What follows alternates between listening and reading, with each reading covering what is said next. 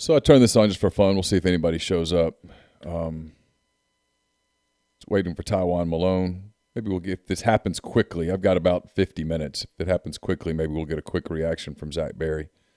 We've got content ready at rebelgrove.com. We'll just see what happens.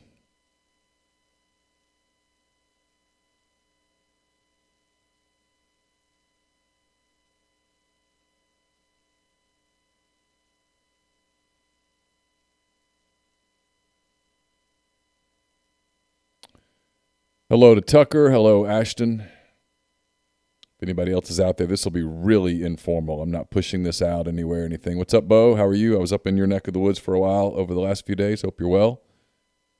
Don't know what time this is going to happen. I talked to somebody who has talked to somebody who is in the room, and everyone insists that no one knows inside the room what he's doing.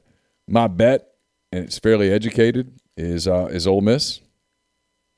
I'll bet Ole Miss. I wouldn't bet a lot on Ole Miss. I think Texas A&M made a real run, and if he signed with Texas A&M, I wouldn't be shocked. But I'd bet on Ole Miss. I've got it on ESPN2. They're supposedly having a 1-hour show here. They've got a handful of people on there right now. So anyway, we'll see. Avery says she's in the car. Keep her updated. Yeah, I'm good till about 3:50, and then I got to go get Carson. So if he hadn't done it by 3:50, it'll be just us just hanging out. I saw where everyone's studying the hats that are on the table. There are multiple hats on the table. People trying to interpret what the hats mean.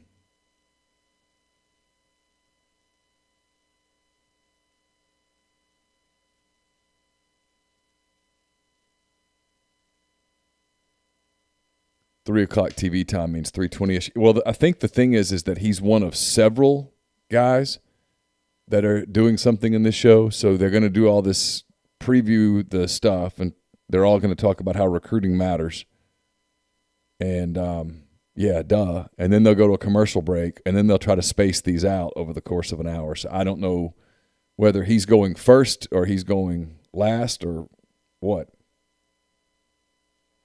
The whole made-for-TV thing is also the fact that they're doing this made-for-TV thing, and these are the handful of guys that no one knows their decision, tells me that ESPN pushed really hard for this to be quiet, for him not to tell anybody, for there to be some form of what's the word I'm looking for? Some form of suspense. Rebel fan says, sorry about the Twitter BS. Yeah, me too. It hasn't been a fun day. It's been fine. Kind of weird, though, when someone not only takes your Twitter but goes in and deletes everything. Really a bizarre thing. I don't think it's recoverable. Not that it matters. It doesn't matter at all. But it's a weird deal. All right, there's Tywone Malone. Let's see. So he's coming up after the break. It sounds like he's going to be the first one. Or they showed that. So I don't know. I don't have the audio up as loud where I can hear it because obviously I'm trying not to. I have to be careful that the audio doesn't come through here so much that that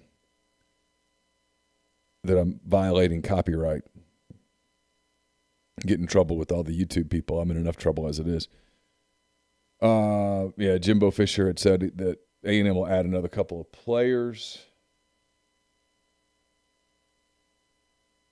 But I don't know what that means. It could mean grad transfers. It could mean anything. A lot of people are just reading into every single word. And I get that. I think Malone is coming up next. That's the impression that I got. So we'll see what happens. We've got some content ready to go at rebelgrove.com. So hopefully that's the way it goes.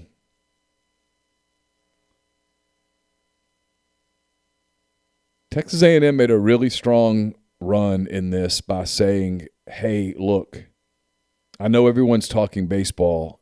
You're going to be a football player.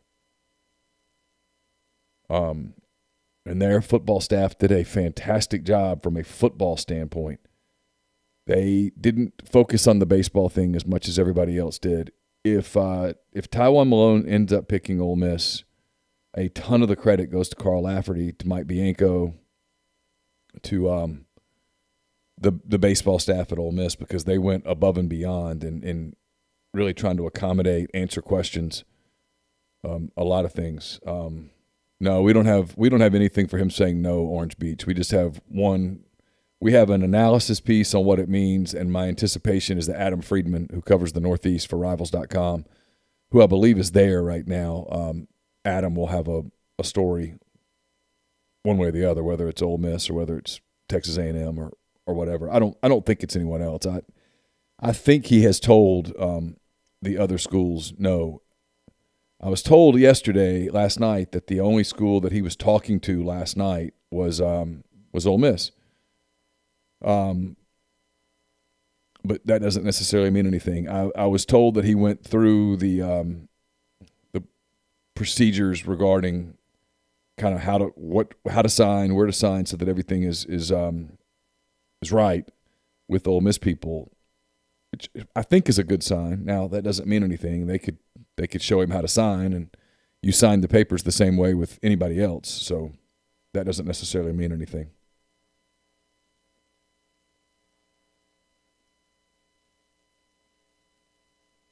All right, so ESPN2 is back.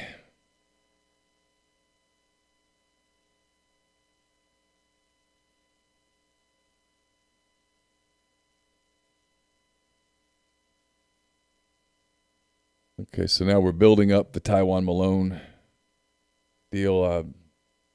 Number 5 defensive tackle in ESPN's 300. They have him as the number 45 overall prospect, which is higher than what Rivals has him. I'm not sure what 24/7 has him.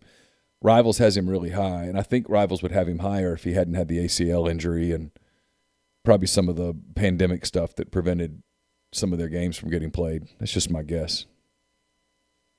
He's a big, good-looking defensive lineman, though.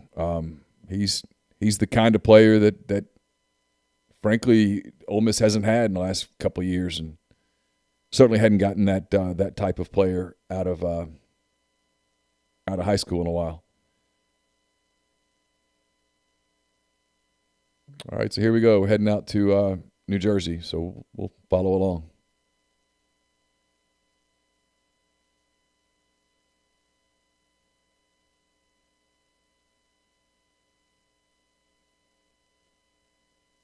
So for those that don't have the vision on, that are just driving, he's got a Southern Cal, Texas A&M, Rutgers, Tennessee, Ole Miss, and Florida State hats across. He's got a football jersey, baseball jersey.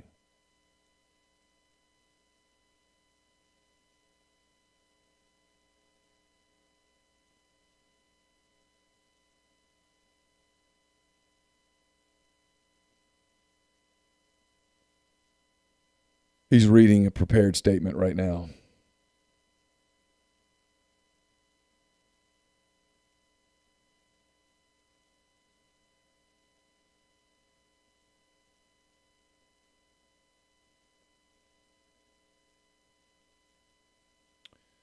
So Tywone Malone has committed to Ole Miss.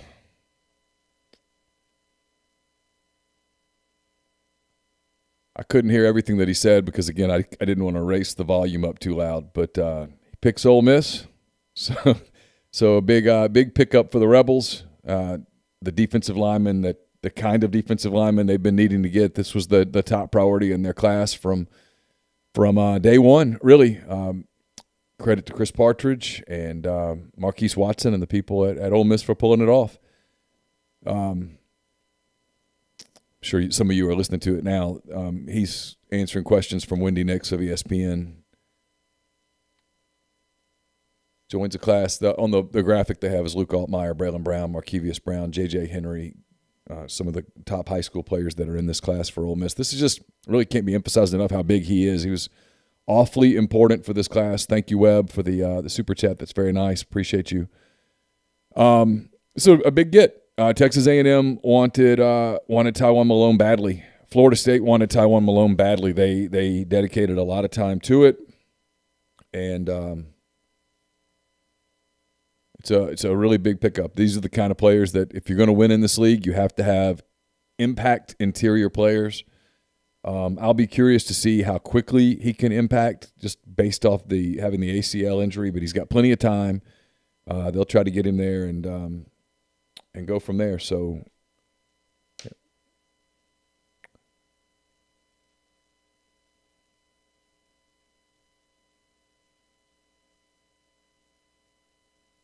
I just got notification that media is going to have a Zoom call with Lane Kiffin here in a little bit. They're going to email out a link, so we'll get that to you as well over the course of the afternoon. I'm pulling up some content that we've got right now to make sure it's ready to roll. It might have already been published. I'm pulling it up, and we'll get that to you as well. So we'll have coverage at rebelgrove.com. Zach and I will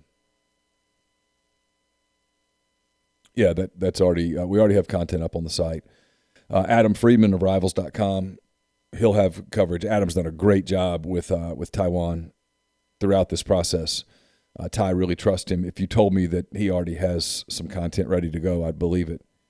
But they kept this really quiet. I'll give them credit. It's hard to keep one of these secrets over the course of several hours on a day like today, and I think they were kind of able to do it. So that says a lot about what they were able to accomplish. So a big pickup for the Rebels. Zach and I will have a self-verbal, a kind of a special version of it. Let me see. I'll text Zach and see if he's got 2 minutes.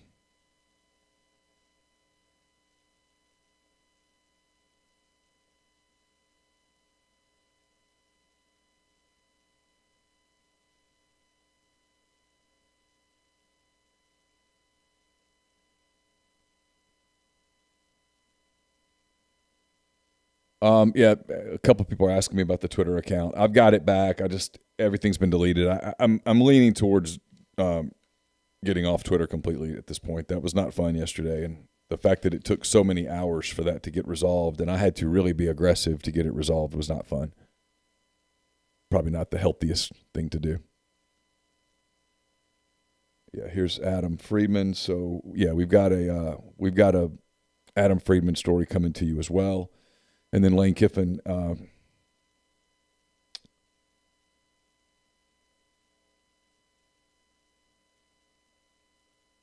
got Zach here. I'm trying to get him.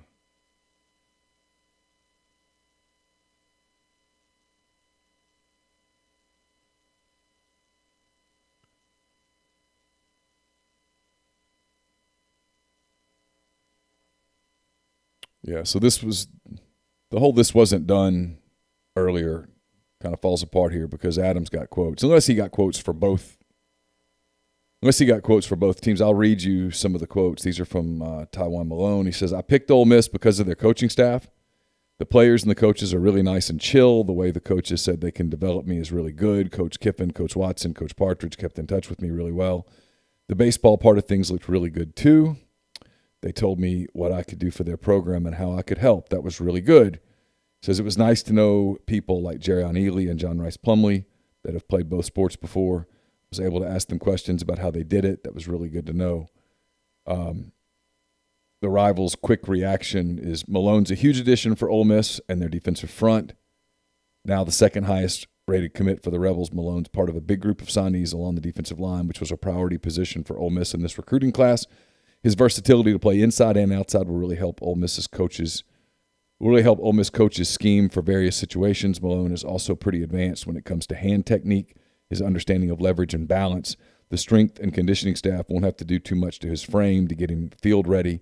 The overall athleticism that Malone brings to the roster is outstanding. He's able to create chaos in the backfield and chase down ball carriers that have already broken through the front line. Watching Malone's development should be interesting due to his insistence in playing baseball as well. So we'll get that up to you. I'm about to get Zach on now for a couple of minutes. This won't last long because, again, I've got a couple of things to do, and I got to jump on that Zoom with Lane Kiffin here in a bit as well. But we'll get Zach on. We'll see if I can make this work.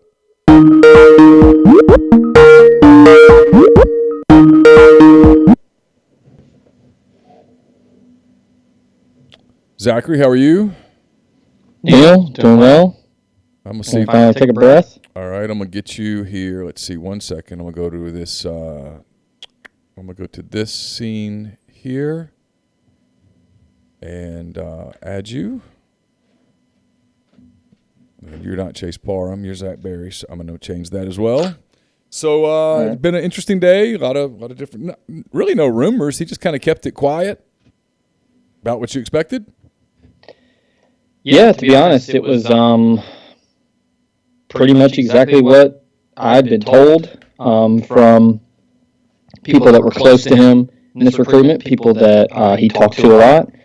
Adam Friedman, the Rivals Northeast analyst, said it multiple times that he was a guy that was pretty reserved, was not going to talk a lot. I think if you tuned in on ESPN2, which I think there was a good bit of people that did tune in, Neil, he didn't say much. I mean, he had a written statement that he read, and I can't remember the name of the panelist, but whoever was hosting the show made a comment about his bow tie, about how he'll fit in Oxford, and he just kind of laughed and said, thank you, and that was it. So I'm sure it's a humongous sigh of relief for him, and just a big weight off his shoulders to get it done. Oh yeah, for sure. It's a huge moment for Ole Miss too, because this. I know people. Yeah. Here's the thing, and I tell people this all the time. There are networks, and I don't mean this uncritically, because there are networks that are built on clicks. Ours isn't. We don't get paid by clicks. There's nothing to there's nothing to gain from people generating drama. And when the Adam Gorneys of the world, I know Adam really well, and I think Zach has gotten to know Adam a little bit here in the last year or so. Mm-hmm. Adam really just wants to be right. And when he starts hearing some buzz about Texas A&M, he just relates as much that, hey, there's some buzz here about Texas A&M. And that's what it was, because Texas A&M made a really strong run at him over the last several weeks. Jimbo Fisher's done a great job at Texas A&M. They had a great season. They've produced a dynamic defensive line, a lot of prospects that are there right now. They've been able to talk about developing, so they were able to do all of those things, and those words resonated, and it got close. And then Ole Miss had a week there or so where it didn't have a defensive line coach. He was very close with Marquise Watson. I think they had to be assured a little bit that Marquise was going to still be at Ole Miss. And and once some of those things got squared away, once he was able to meet via Zoom with Joyner, I think he felt a little bit better about that. And I think all in all, the relationship that he built with Chris Partridge was a big factor here. But the people that think we were just generating drama, we weren't. Both Chase and I were getting texts from different people today that, this thing's close, and that the kid, as of last night, was still telling people, hey, I haven't made up my mind. So, that was part of it. Yeah, I had talked to some folks in Florida when Florida State was still involved, and I think I posted on the board where a source told me, I don't remember verbatim, but essentially his quote was, I think it's been Ole Miss for a while now. And now, I mean, heck, he could have better sourcing than me. He could have talked to someone on the Florida State staff. I don't know if Malone might have told them when he, basically bowed out from Florida State. Who knows? We'll never know unless Taiwan tells us. But the influence from the staff in both sports was heavy. You mentioned Partridge, you mentioned Watson. Both of those were integral parts of this recruitment. Sorry, excuse me. Sorry. You didn't know you were coming on, so it's all good. Well, I was like trying to take a breath there and then coughed a little bit. But yeah, I mean, those two guys were huge. Both from Northeast ties, Northeast, experience recruiting up there. Obviously, Partridge coached high school up there. And then Randall Joyner, the hire. It took a little bit. I think that was a legitimate bump in the road they had to get over. But look, I mean, he's only, I think, 25, 26, but he's a respected dude in the industry. Worked essentially as Larry Johnson's right-hand man at Ohio State. And, I mean, Larry Johnson's one of the best recruiting defensive line coaches in the country, if not the best.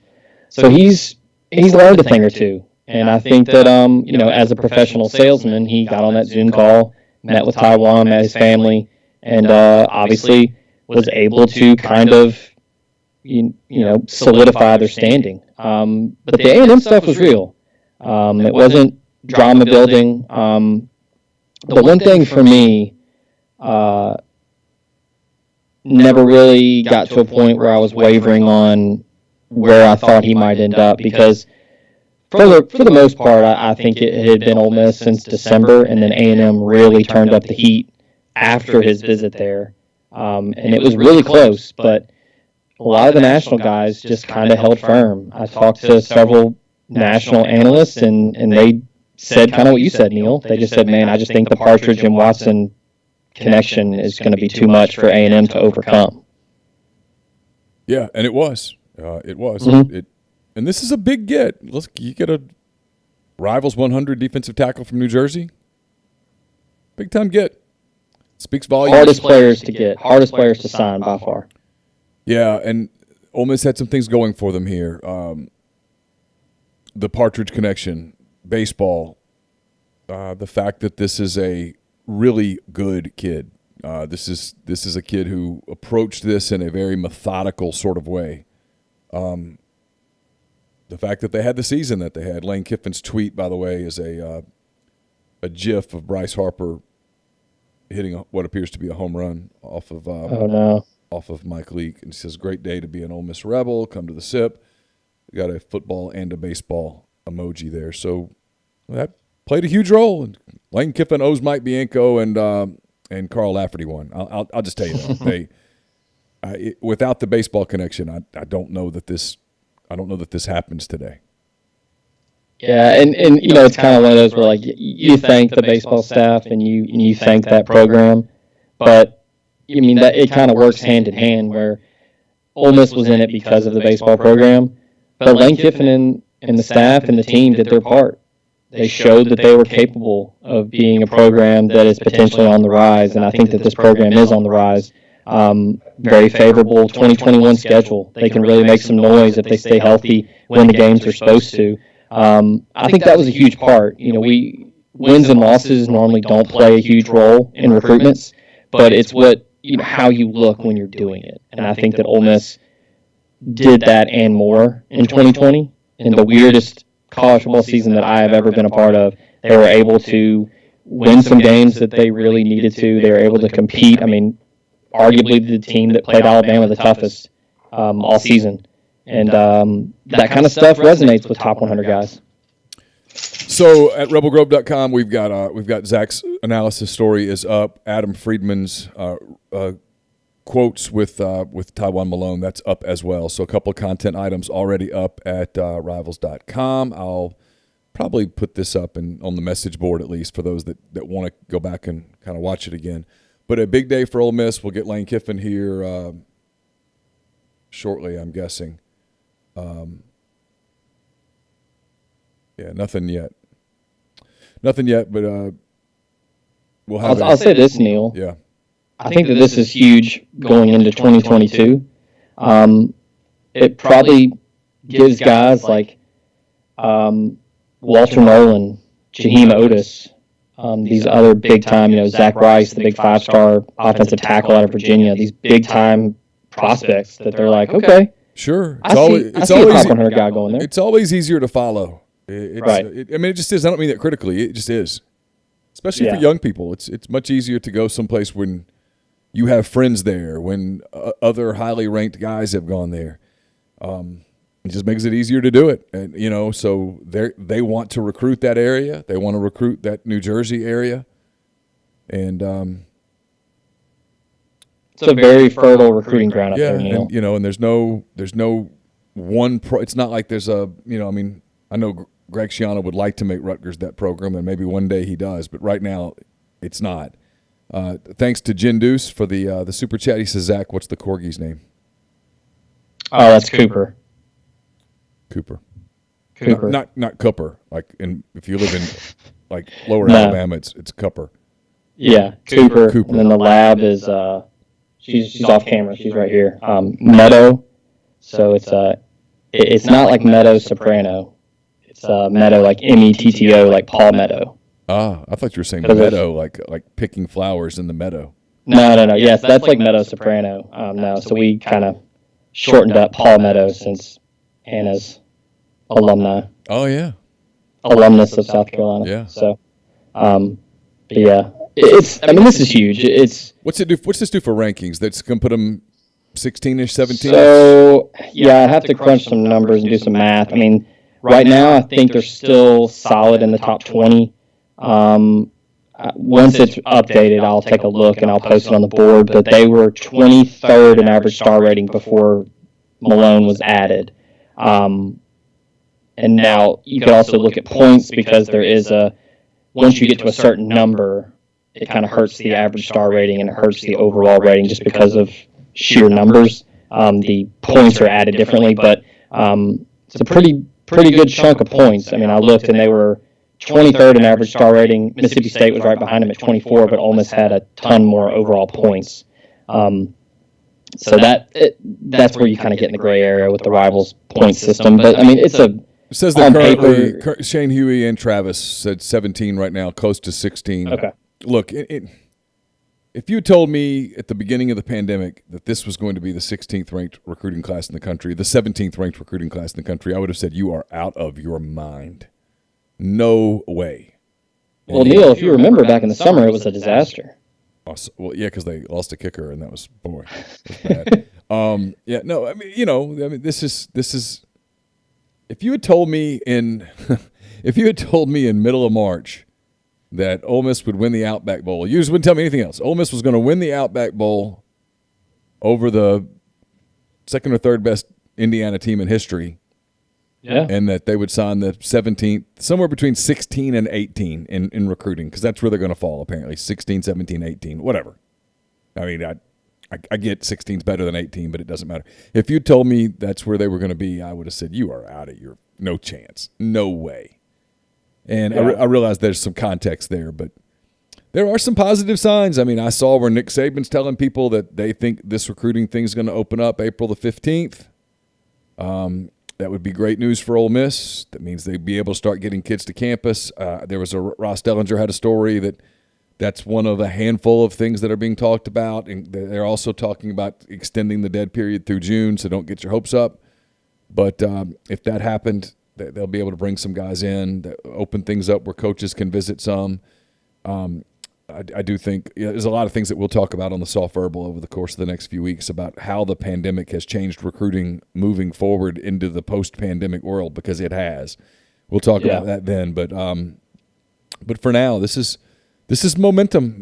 This is momentum going into this next class, and it anytime you go into it where kids are like, hey, there were a bunch of guys that went there, and they know those names, that helps as you move forward. And this next class is absolutely critical when you're rebuilding.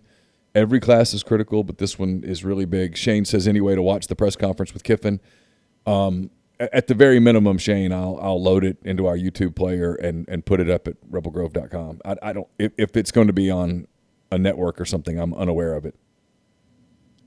Kiffin's not in town, so he's on a Zoom someplace. So I'm going to guess that it's just Zoom with reporters, and then it'll be dispersed from there. Ole Miss will record it, and they'll pass it out through their FTP, and I'll take it and download it, and I'll put it into our YouTube stream, and I'll link it on the site. That's probably about the best we can hope for there. And I don't have a time on that right now, which is not ideal. As someone who's going to have to get in his car in 15 minutes. So here's another thing that I just.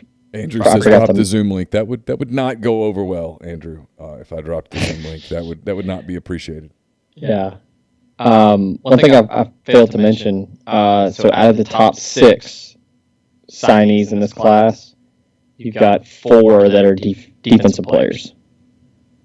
So they got a healthy mix here, because you've got Hudson Wolf leading the charge as the highest rated signee. Braylon Brown right behind him, but then you have Tywone Malone, Kendrick Breedlove, Dink Jackson, and Tysheem Johnson. Yeah, they wanted to go defensive backs and defensive line, and they did a lot on that. So that's what they had to do. All right, we're gonna wrap it there. Zach, thanks for jumping on. No problem. Thanks to everybody in the stream. Hope you guys enjoyed just kind of a quick one. 130 something people with no notice at all. Probably a pretty good sign that Ole Miss football has you guys excited, which is a good thing. I will also say, just from watching some of you guys over the last 2 days, we get to this place with Arch Manning. You all need to take something. Now,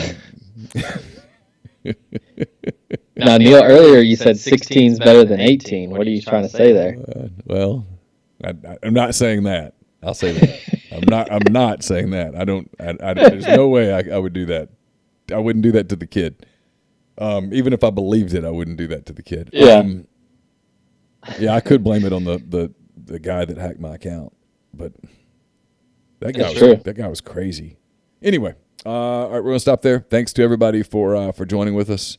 Congratulations to the Rebels. Big day for Ole Miss. Thanks for your patience throughout the day, and hope you enjoyed it. And we'll have a soft verbal to you. Actually, we probably won't do one tomorrow because we would just be repeating what we just said today. So we'll have a soft verbal to you on Monday. We'll come back and we'll hit that pretty hard and start looking at the 2022 class at targets. Now that 2021 is done, we'll talk about some grad transfer rumors and some things of that nature over the course of the next few weeks on the Soft Verbal Podcast. So for Zach, I'm Neil. Thanks for being with us, guys. Take care.